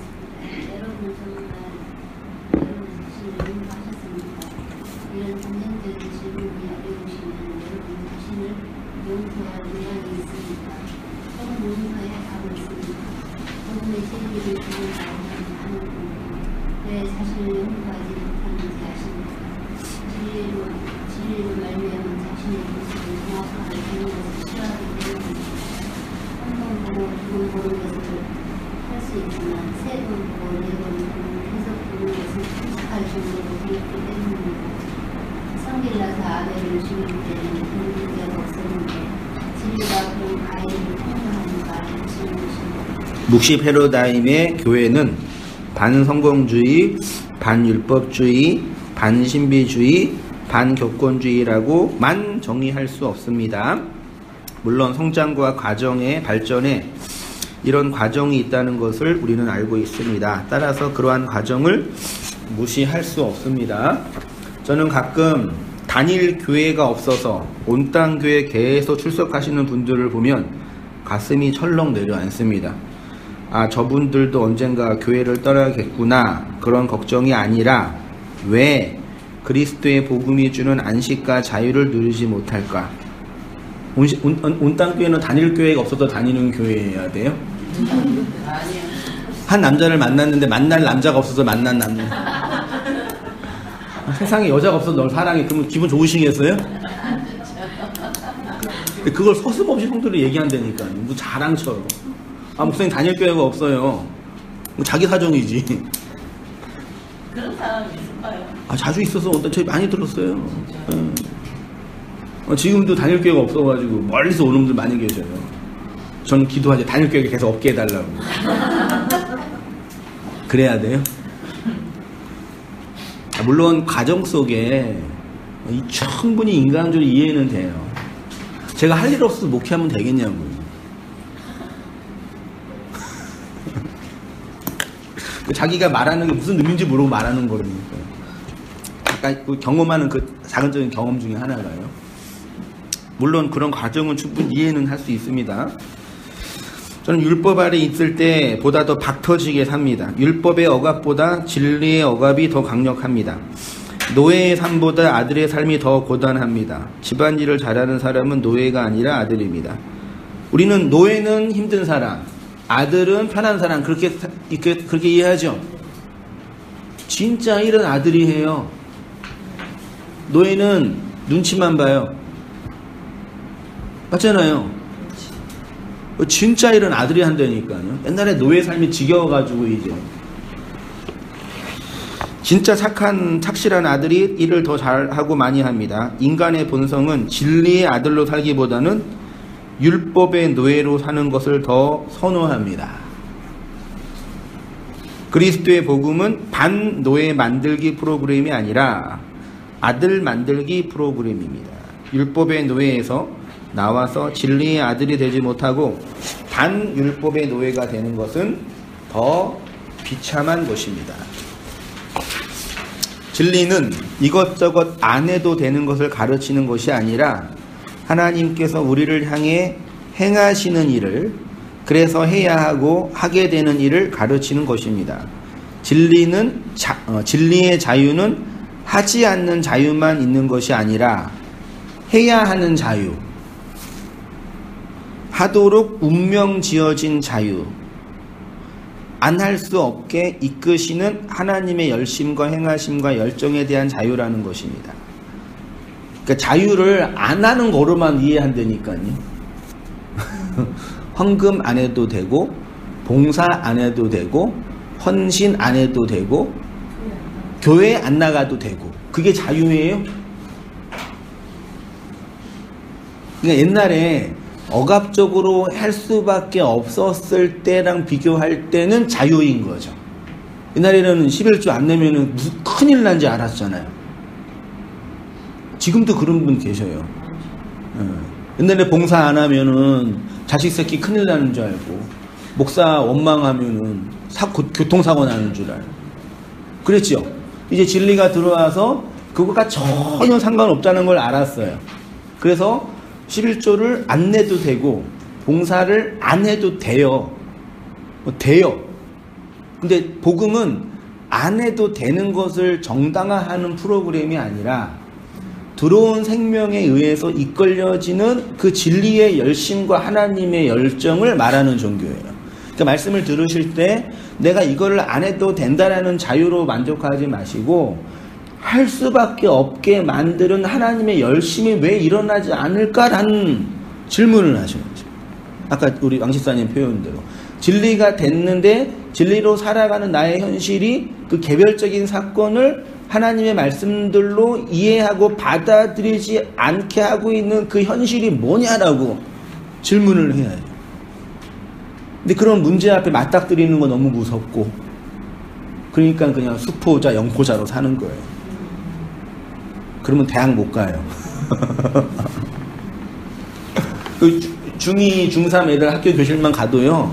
수학 시간, 영어 시간 반절 이상의 잔대요. 수학 포기자, 영어 포기자.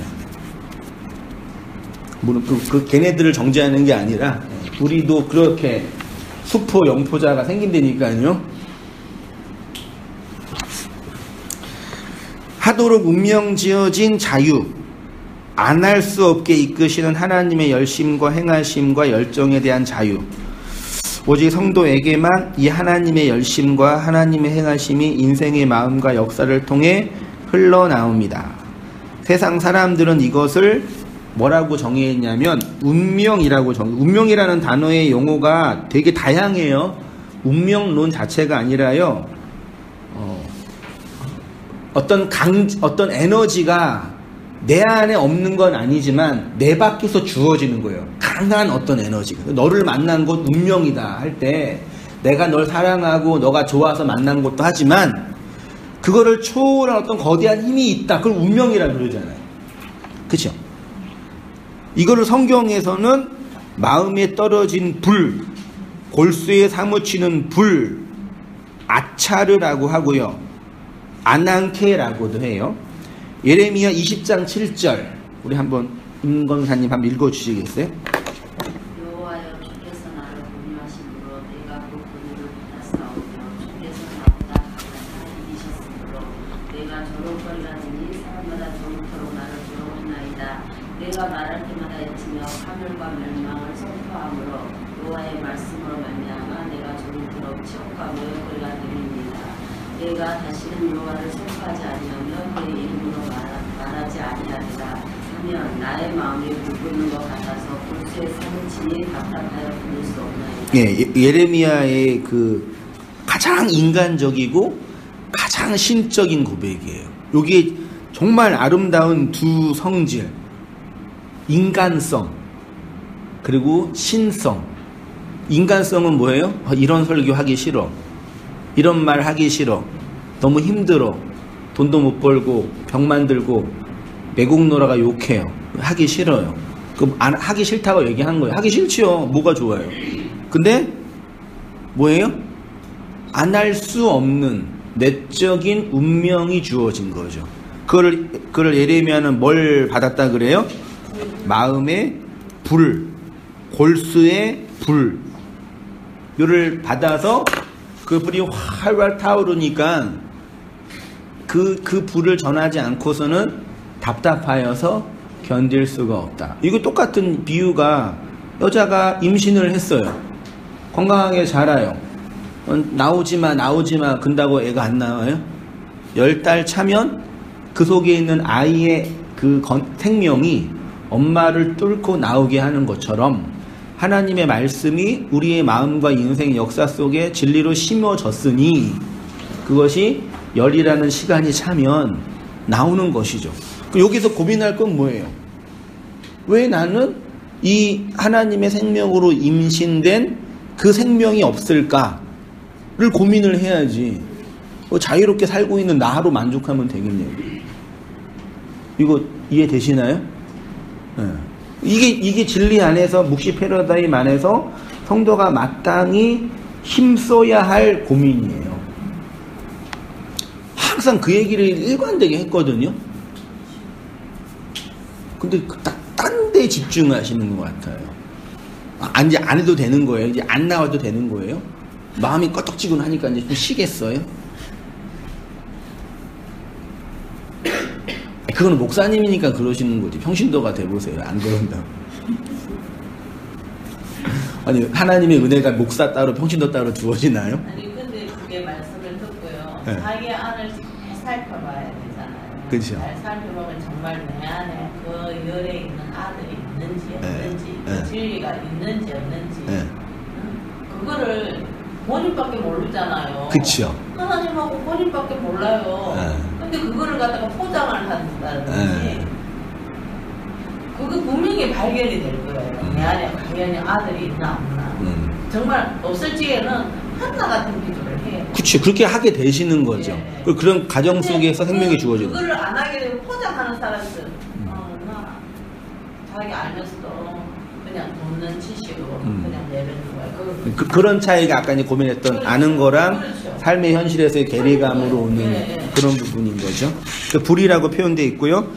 욥기 32장 18절에는 내 속에는 말이 가득하니 내 영이 나를 압박하나이다. 이렇게 표현. 압박이라는 단어가 12번의 축구라는 단어인데 이게 강요하다, 맹렬히 공격하다. 내 속에 온 진리가 그 말이 나를 강력하게 이끄시는 거죠.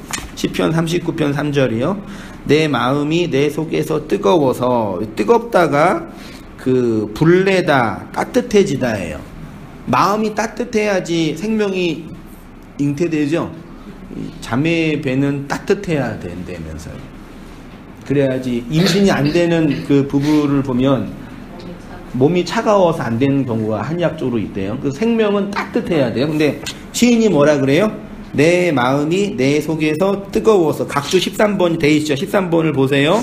13번에 뜨거워서가 하만이라는 단어인데요. 이게 왕하 4장 34절을 보시면 아이 위에 올라 엎드려 자기 입을 그의 입에 자기 눈을 그의 눈에 자기 손을 그의 손에 대고 그의 몸에 엎드리니 아이의 살이 차차 무슨 얘기인지 이해되시나요? 엘리사가 수넴 여인 집에 들어가서 거주했잖아요. 그때 아들이 병들어서 죽었는데 그대로 해볼까요? 어떻게 했어요? 아이가 이렇게 미안해요. 이렇게 있는데 엘리사가 어떻게 했어요? 똑같이 위에서 엘리사가 이렇게 됐어요. 이거 하나가 되는 거잖아요. 생명이 들어가는 차원이잖아요. 그 상징적으로 하는 거죠. 실제로 이렇게 해가지고 운영하는 집단이 있어요. 나는 그거 꿈을 꿨어. 나 십자가에 달렸는데요. 네. 정말 주님이 다 와가지고 내 눈, 코, 입 다 같이 가지고 네. 그 보고 나면 삐질했다. 그래서 옛날에 사망의 몸이라는 개념이 네. 죽은 시체랑 네, 그렇죠. 나랑 하나가 되면 네. 이게 심판이었잖아요. 죽은 시체로 막 네. 근데 하나님의 생명과 은혜가 나랑 하나가 돼서 나를 따뜻하게 하는 거죠. 그래야지 생명이 담겨지는 거죠. 네. 근데 언제 뜨겁다고요? 내 속에서 뜨거워서 작은 목소리로 읊조릴 때 있죠? 읊조릴 때. 이 읊조리다가 14번에 보니까 묵상하다예요. 생각하다, 되새기다, 대새김질하다. 그러니까 말씀을 묵상하는 게 그리스도와 하나가 되는 거예요. 그리스도의 눈과 그리스도의 입과 그리스도의 손과 그리스도의 가슴과 내가 하나가 되는 게 작은 소리로 읊조리는 거예요. 실제로 유대인들은 미친놈처럼 읊조렸어요.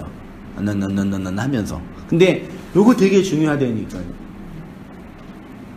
묵상하고. 묵상이라 하면 네. 큐티하고는 차원이 틀리죠. 큐티가 많이 와전됐죠. 네. 원래 콰이어트 타임이라는 개념이 묵상, 조용한 시간에 말씀을 생각하고 되새김질한다 하는 건데, 이제 문제는 뭐냐면 해석되어진 말씀이 없으니까, 혹은 왜곡된 해석을 집어넣으니까 이상하게 적용을 하는 거죠. 그리고 성경은 매일매일 묵상하라고 주어진, 큐티하라고 주어진 책이 아니에요. 그리고 본문을 나누어서 그 부분만 묵상하는 것도 또 신학적으로 위험할 수 있단 말이죠. 그거는 되게 그 인본주의적인 게 가미된 요소고, 그 큐티 자체를 나쁘다고 할 필요는 없습니다. 네, 그거 꾸준히 하면 되는데, 하긴 하되 말씀이 해석되어진 말씀이 선포되어진 말씀이 내 안에서 내가 그거를 읊조리고 입으로 고백하고 기도하고 묵상하고 혹은 쓰고 다 이게 표현하는 거예요.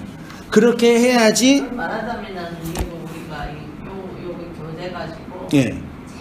자꾸만 그렇게 그러니까 이게 제가 5년 동안 해놓은 이 체계가 있잖아요. 그거를 이 글이 내 글을 잘 써서가 아니라 제가 복음과 진리를 그리스도로 이렇게 증언하잖아요. 물론 그 안에는 불충분한 것도 있고 아직 완벽하게 해석되지 않은 부분도 있지요. 완벽한 건 아니잖아요. 근데 이거를 챕터를 정해서 읽고 묵상하면 한성민 목사의 사상에 길들여지어요? 아니요, 그런 건 아니죠. 잘 생각하시면 어떤 게 좋은 설교, 어떤 게 좋은 책이냐면 그 사람 책을 계속 읽고 그 사람 설교를 계속 들으면 그 사람의 매이는 사람이 되면 안 돼요. 그 사람이 증언하는 건 성경이잖아요. 하나님의 말씀이 해석되어지는 거예요. 설교를 많이 들으면 들을수록 성경이 더 깊이 해석되어지고 이전에 더 이해되지 않았던 분 이해되어져야지 그게 좋은 설교죠.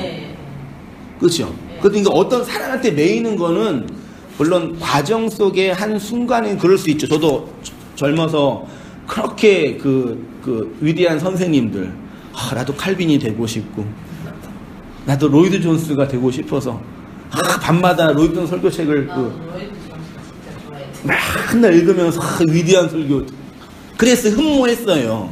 근데 그렇게 흠모하는 거랑 근데 그게 로이드 존스를 우상으로 만드는 게 아니라 하나님이 그 로이드 존스를 사용해서 그 어두운 시대에 복음을 전했던 그 하나님의 열심이 보이는 거죠.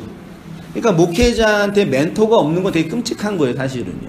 여기서 말하는 멘토는 영웅이 아니라 해석적 선생들이 없으면 아무것도 없는 거예요. 성도님도 마찬가지예요.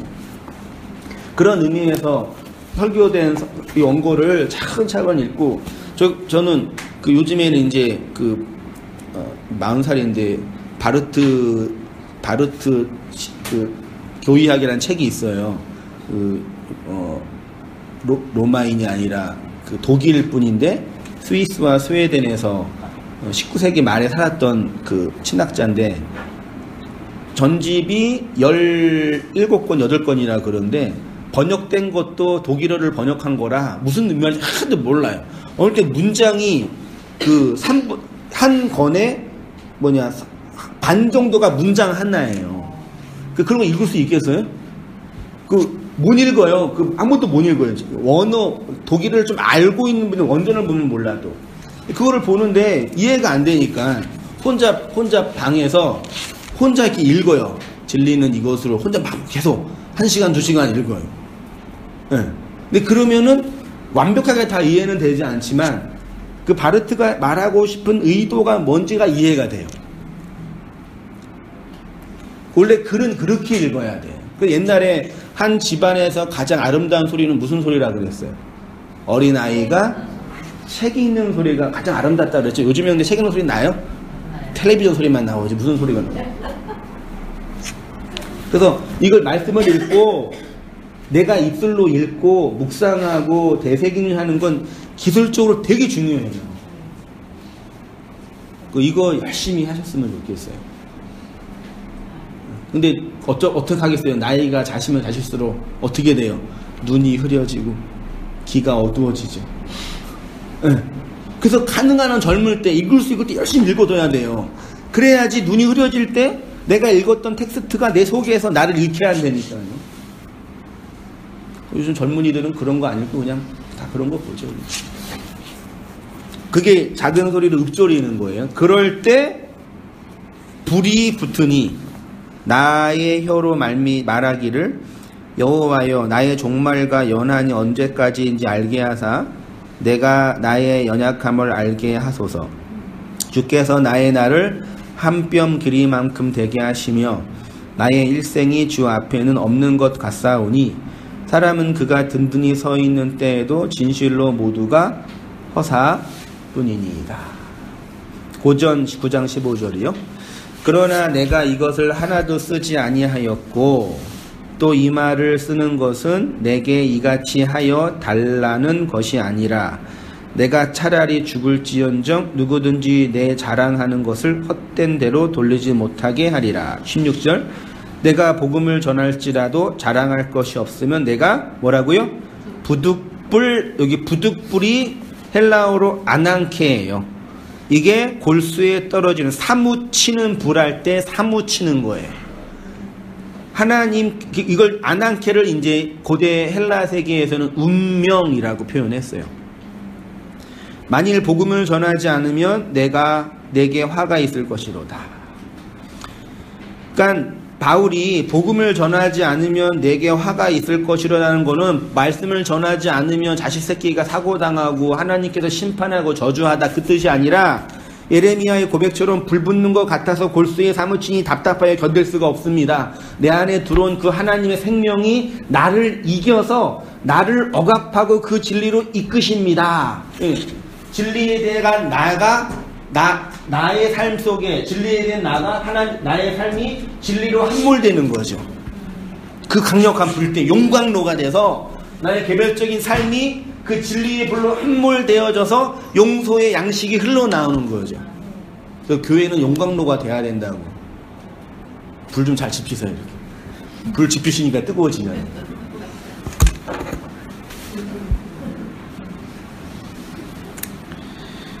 불 지피려면 에너지가 많이 들어요. 요즘에 가스비 비싸더라고요.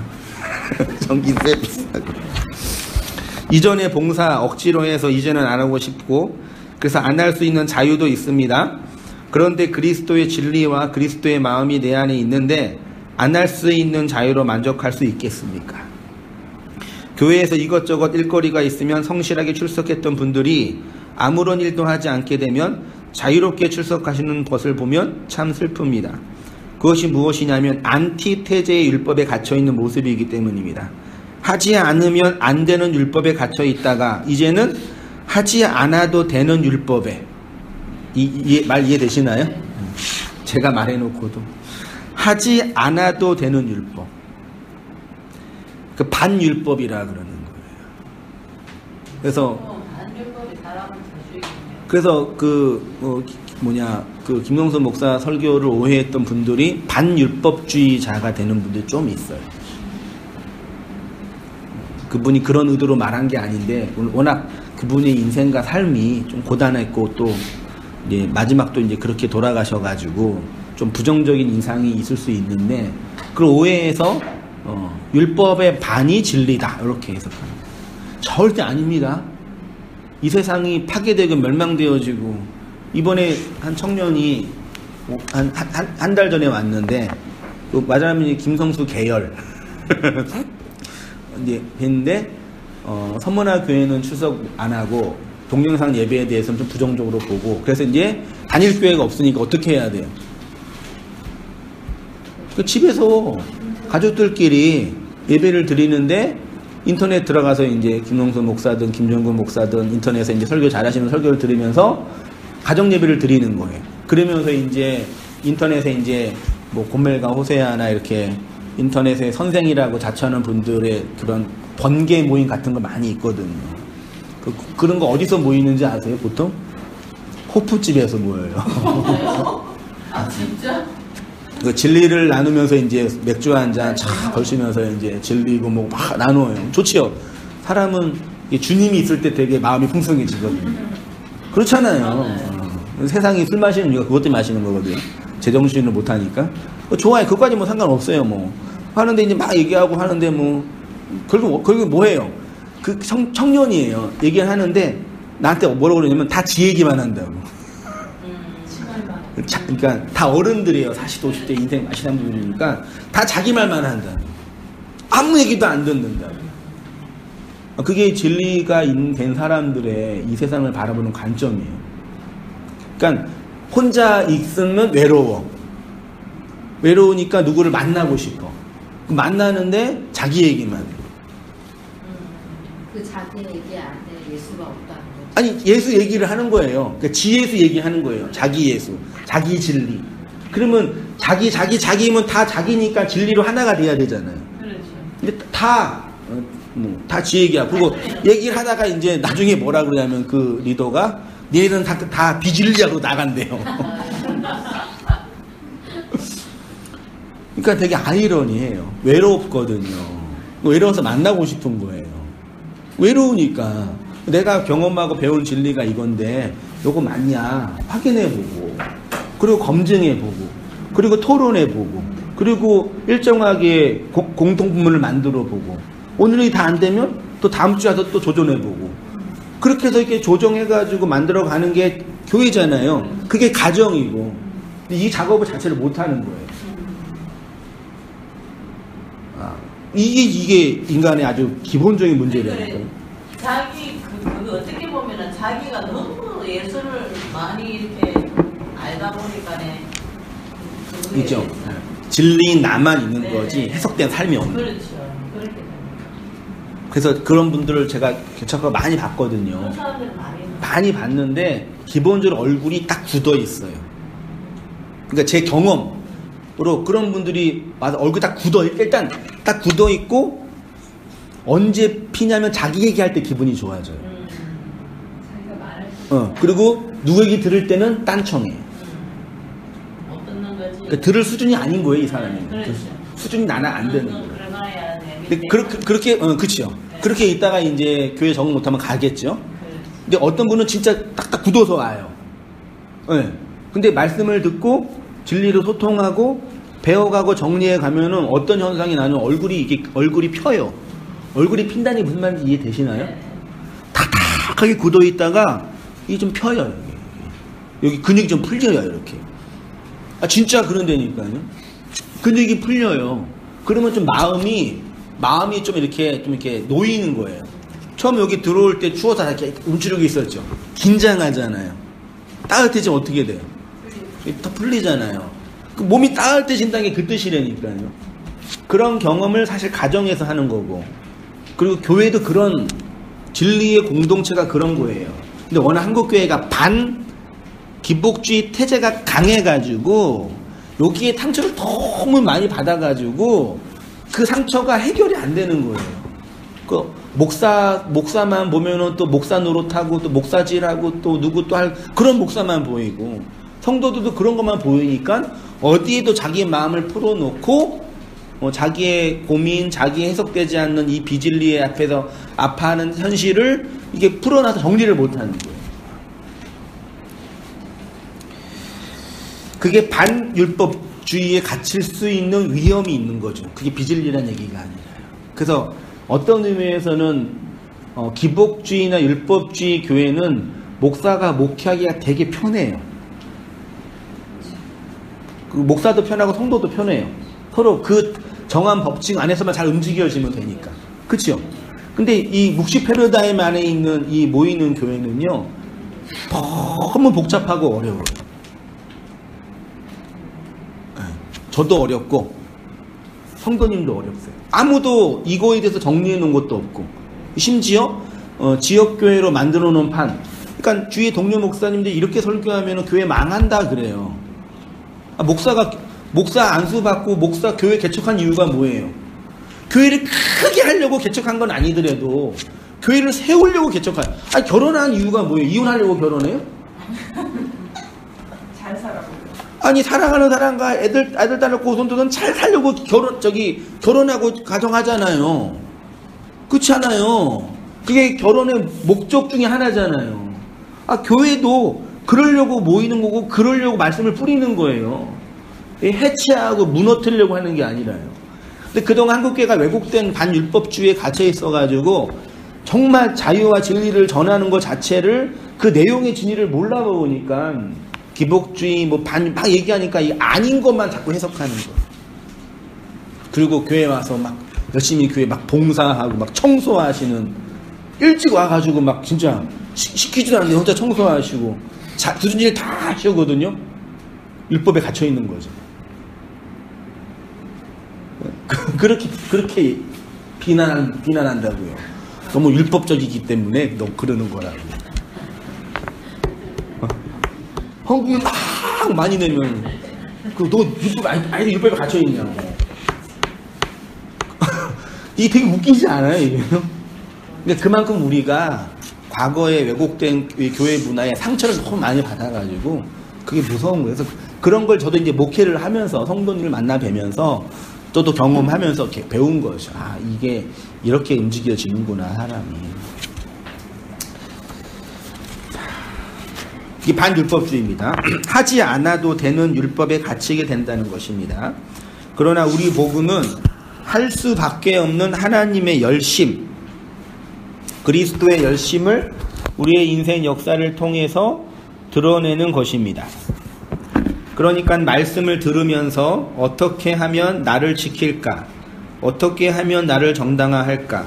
이런 심보로 말씀을 들으니까 그 말씀을 고작 할 수 있는 것이 나를 정당화하고 하는 차원으로만 해석하고 적용하게 된다는 것입니다. 매우 소극적, 매우 방어적 삶의 태도를 취하는 거예요. 온땅교회 성도님들은 하지 않아도 되는 유아적 자유에만 머물지 마시고, 제가 하지 않아도 되는 자유도 있어요. 예, 그것도 자유한 거예요. 근데 그걸 제가 굳이 유아적 자유라고 이렇게 용어를 만들었습니다. 할 수밖에 없는 어른스러운 자유를 누리셔야 돼요. 안 해도 되는 소극적인 자유로 만족하지 마시고 할 수밖에 없는 적극적인 자유를 누리시기 바랍니다. 이러한 삶이 진리로 죽어서 언약의 기둥으로 똑바로 서는 부활, 아니스테미의 삶입니다. 그래서 교회가 우리의 옛자가 죽은 무덤이어야 하는 것입니다. 이 무덤에서 죽은 시체 노릇만 하지 마시고 부활하여 영으로 살아가는 천사의 삶. 천사가 안겔로스죠? 사신이죠? 보냄을 받은 자죠? 살아가는 겁니다. 이것이 바로 깨트려진 옛 언약을 통해서 새 언약을 주시는 하나님의 마음입니다. 네, 말씀 잠깐 나눴는데 혹시 10분 시간이 남았으니까요. 질문이나 정리된 거나 하실 말씀 있으신 분이 있으시면, 우리 말씀 자주 안 하시는 우리 박정희 집사님 한 말씀 하나 해주시면.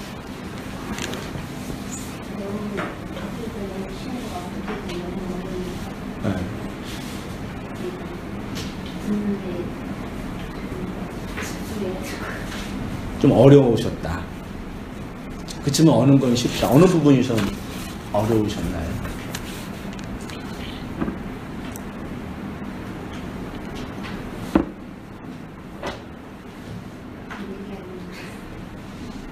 그러니까 이제 저희들은 이 성경 말씀이 하나님께서 나에게 하시는 그 말씀의 진리가 뭔지 그거를 정확하게 그 말씀의 의미가 이제 해석해서 그걸 전달해 주시는 목사님들이 없으셨잖아요. 또 교회 가면은 그 교회에 속해 있어야지만이 참 그리스도고 그 교회를 떠나면 나쁜 그리스도, 이거는 적그리스도다. 그렇게 저희들이 알고 있었을 뿐이지, 이런 지금 목사님이 전해주시는 이 내용이 저희들은 진짜 들어도 지금 이게 한 번 듣고는 정말 어려워요. 이제 말하자면 다른 세계에 새로 접한.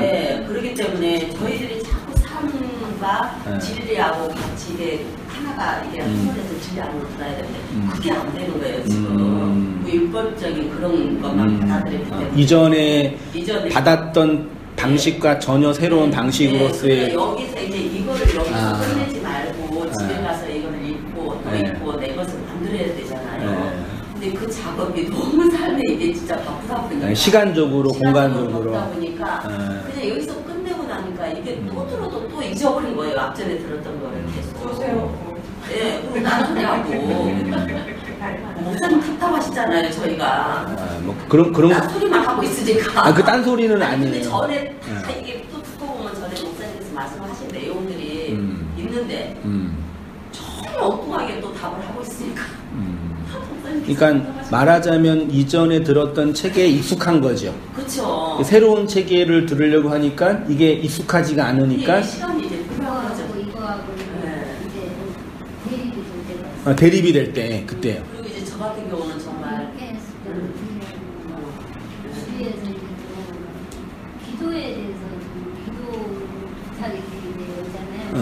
예전에는 이제 그거에 그 문제 가지고 막 이제 그거 되게 해달라고 하는 기도하잖아요. 네. 지금은 그게 안 되거든요. 네. 근데 그러면 그걸 어떻게 그런 부분에서 기도를 해야 되나 기도 부탁은 막 그렇게 해달라고 하고 그런데 예전처럼 막 그렇게 기도가 안 되고 이렇게 기도 해야 되나 말아야 되나 이런 헷갈리. 그렇죠. 그런 부분에서 계속 정리되지 않는 영역들이 산재에 있어서 말씀을 듣는데 좀 이렇게 어렵고 혼란스러운 부분이 있으신 거죠. 그러면은 우리 이렇게 하자. 목사님이 설국 원고를 갖고 오잖아. 설국 원고를 갖고 오면 이거를 일주일 동안 아까 말씀드린 충분히 묵상을 해. 시간이 있을 때나 없을 때나 한 번씩이나 두 번씩이나 한번 읽어보셔요. 네. 이 보면은 이 말씀이 자유가 누려질 만한 그게 딱 나한테 와. 그래 되면은 내 삶 속에서 이 말씀하고 같이 접하게 되잖아. 그러면 이 삶이 진리편에 다음에 흡수가 되어버린다고. 그러면은 우리가 이 말씀대로 살지 않아도 그냥 나한테 흘러나오는 대로 되어버려. 나 기도 안 해요. 진짜. 아니 그러니까. 기도 안 해요. 왜 그러냐면은 기도를 안 해요. 왜 그러냐면은 우리 이제 아니 근데 이제 지사님 말씀 같아. 그 사람이 기도를 하면은 내 대답만 하고 그냥 기도해줘. 그래서 그렇지. 아니 근데 그게 큰 도움이 아니잖아요. 사실 그냥 그분이 바라는 건 내가 기도해주고 있다라는 그 응원이잖아요. 그러면 내가 마음으로 열심히 기도할 테니까 힘내서 이렇게 얘기해 줄 수 있는 거지. 이제 그렇게 얘기해서 그래서 그렇게 해준다고 얘기를 해놓고 또 내 자신이 그렇죠. 또 그런 부분에서